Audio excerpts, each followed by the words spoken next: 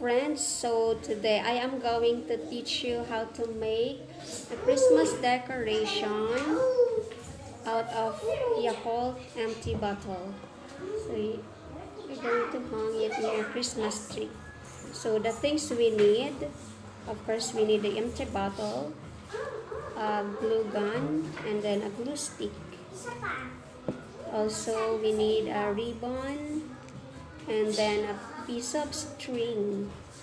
Okay, so we begin with, so we are going to put a glue here and then paste the ribbon and roll it over the empty Yakult bottle. Okay, and then you paste it again, and there you go, it's done. Okay, so it's done. So, and then on the upper part we cover again it with the ribbon here and put a glue,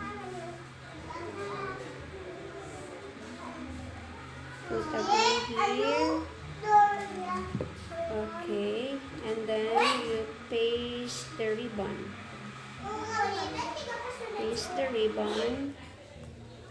And then roll again.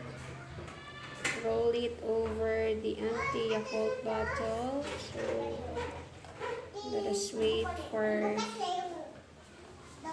the glue to dry.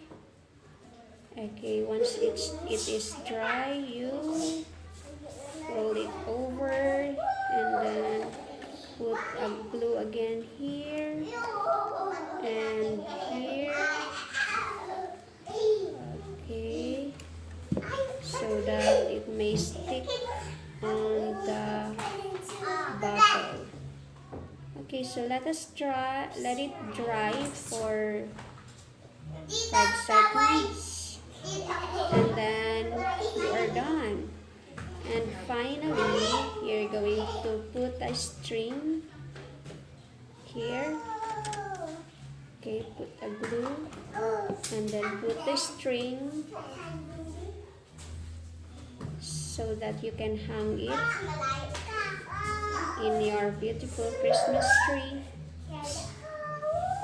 Okay, on the other side, put glue again and then paste the string, and it's done. Okay, so let it dry for 5 seconds before hanging it in your Christmas tree. Okay, so once it is dry already, you can hang it now on your Christmas tree. So there you go, that's beautiful.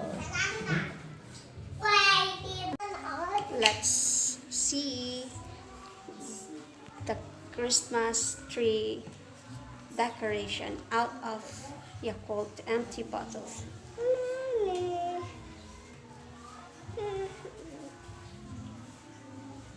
Okay, it's beautiful.